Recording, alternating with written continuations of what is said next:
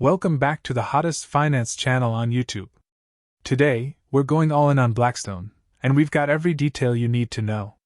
Buckle up, because this is going to be a wild ride.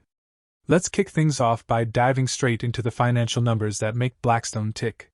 First up, we've got the price-to-earnings ratio. Blackstone's PRTTM is currently at 62.87, but if we look back over the last 5 years, it averaged around 22.50. That's a substantial difference, suggesting that investors are currently paying a premium for Blackstone's earnings. Looking into the future, the forward PR is sitting at 17.65, which is more in line with historical averages. This could mean that the company anticipates some growth ahead. Moving on to the PG ratio, it's at 5.58. For context, a PG ratio below 1 is often seen as a sign of good value, but this number suggests otherwise. Be alert to next earnings reports. Now, let's talk about profitability.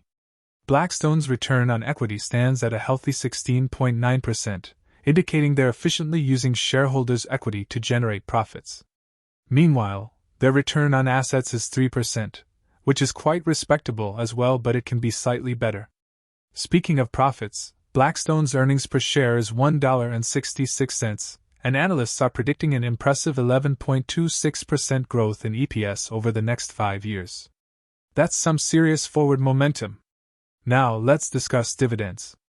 Blackstone offers a dividend yield of 3.27%, and over the past 10 years, they've achieved an astounding 11.73% dividend growth, making it a tempting choice for income investors.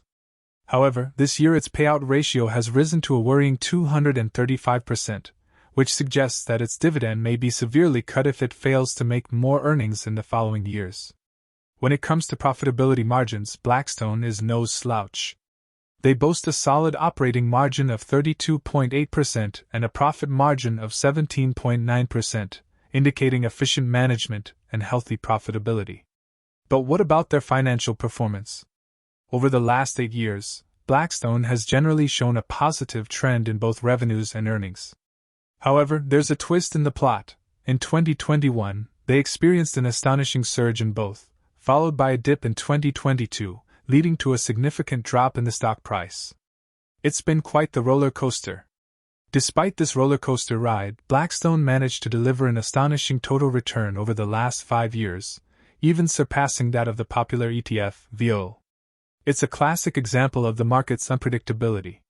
Now let's discuss Blackstone's leverage.